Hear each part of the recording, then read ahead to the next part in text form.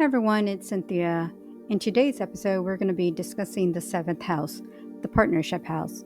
Whenever you hear me talk about the seventh house, you're always going to hear me talk about partnerships, as in collaborations, working together with others, whether it's on a personal level or professional level. So, personal could be the relationship, engagement, marriage. On a professional level, it could be the business partner, the client, the customer that you work closely with. So, in discussion about the seventh house, this is going to be the house where you're not doing things by yourself. You're going to be working with others or somehow in connection to others, whether it's collaborating and working with other companies, other people, um, coworkers, clients to do things together for a project. Now, obviously, in dealing with the seventh house, it's the house that we look for when someone's going to get engaged or get married. Since the seventh house is about um, agreements, making an agreement, a marriage is considered an agreement. Technically, when you think about it, it is more of a legal binding agreement because going through a divorce, which is also what you look for in the seventh house, especially if you see a Saturn in the seventh house, could bring about a divorce. And that is a legal binding kind of agreement. So, some of the things to look forward to or to keep an eye out for whenever I'm doing an astrology reading and to determine maybe who might be the partner. So, one of the things that I look for is what signs, or planets are in the seventh house. So, if you're studying astrology, or maybe whether you're a novice, whether you are a professional, always look for what is in the partnership house, in the seventh house. What planet is ruling the uh, main seventh house? Look for, the way I would describe it is, if you were looking at a clock, the 3 o'clock hour, what is in that particular sign, that particular area there? If, for instance, you see Gemini or Mercury, you could be then dealing with someone or pursue someone or work with someone who does a lot of communication. Maybe their line of work is in communication, involves a lot of short trips or travels. Now, the other thing to keep an eye out for whenever you are looking to see who this partner could be or how you meet them, then go to see what planet is that house that's ruling the partnership's seventh house. If you do not have any planets in your seventh house, take for instance, like I said, the Gemini. But let's say you look for the ruling planet, which is Mercury. Let's say Mercury is in the second house. You could possibly meet your partner through work or work related situations, since the second house rules income or the work environment. You may also want to look for that in the sixth house or the 10th house. So that's an example right there of, let's say, meeting somebody and how you meet them, the partner. And like I said, this could be in a personal or professional level. Now, I did mention about Saturn in the seventh house and how it could possibly bring a divorce, but Saturn in the seventh house could also bring commitments. This could actually bring a time of settling down, getting married, getting committed. Maybe anybody that you deal with, from dating and meeting different people to now just focusing on one person, one relationship, and eventually, like I said, settling down and getting married. Now, Jupiter in the seventh house, I've heard it could bring multiple partnerships, engagements. This could actually be very positive. Like I said once before about Jupiter in the seventh house, could actually help a partnership work through any differences, work through any issues or problems. But it could also be a very positive time in collaborating and working with others. Now, when you are dealing with a Mars, sometimes maybe even a Pluto, it could bring disruptions, disagreements, arguments, in a partnership or relationship. So maybe just kind of be careful, especially when dealing with a retrograde during that time, that it could bring disruptions and disagreements. Now, I do like when we do have a Mercury, Venus, the Sun going through the seventh house, because it's the energy of those planets help to bring together positive experiences.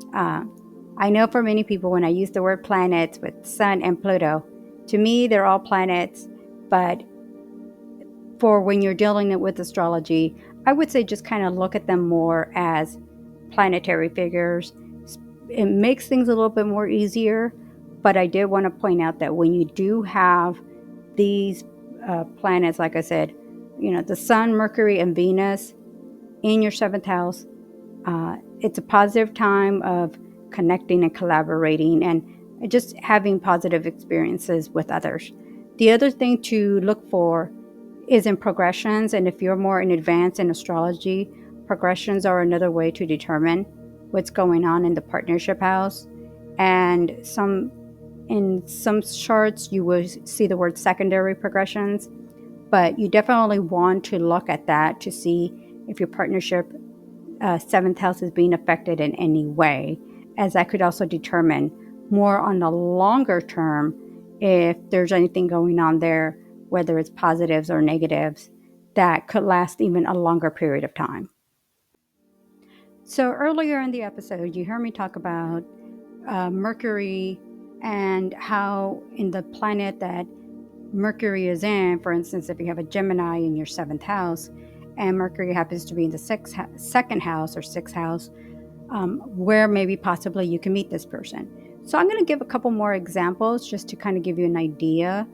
If you are, like I said, a novice or studying astrology, kind of look into to see what planets, and like I said, what is in your seventh house that could determine how you meet them. So what you're going to do, as I mentioned before, is whatever sign is in your seventh house, whether it's, like I said, from Gemini, Aries, Libra, whatever sign is in your seventh house, you are then going to go and look to see where that particular ruling planet is in your chart to determine a possibility of how you meet this partner, this person that could be a long-term partner. I already gave the example of Gemini. Let's say, for instance, Libra or Taurus is in your seventh house. So then you go and look for the ruling planet Venus to determine how possibly you will meet this person. So let's say, for instance, Venus happens to be in your fifth house, maybe in your fourth house. The fourth house rules the home. Let's say it's in the fifth house. I've actually have seen people, because the fifth house does rule stuff like bars, concerts, casinos, music, movies. I have seen people meeting their partner like at a bar, at a concert, in a movie. Maybe they are working together to put a project together like music and movies, and this is how they meet that person. Things like that. Let's say, for instance, your ruling planet, the sign that you see in your seventh house, let's say, for instance, it is a Sagittarius. So Sagittarius is ruled by the planet Jupiter. So let's say maybe Jupiter is in your 11th house. So the 11th house rules friendships, groups, and organizations. Maybe you meet through a friend. Maybe this person is a friend. So maybe a friend turns into that future partner relationship. Maybe you meet through an event, a party, a gathering. So those are kind of examples, maybe what you can expect when it comes to how you could possibly meet this person. It's always great to just practice if you're studying with others, using other people's charts, birth charts, or your own to kind of do that test. I did that a few times with friends and family, and it's like, this sign Let me see where the planet is. Okay, I could see how they met or how that person met, or that makes sense.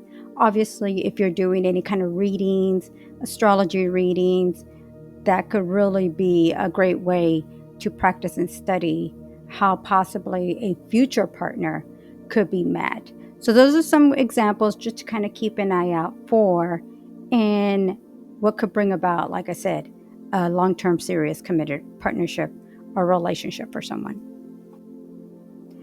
Thanks for listening to my episode, and stay tuned for more episodes where I will discuss more techniques about the houses, partnerships, career, and so many more things to look forward to, especially when it comes to reading your chart or maybe other people's personal astrology chart.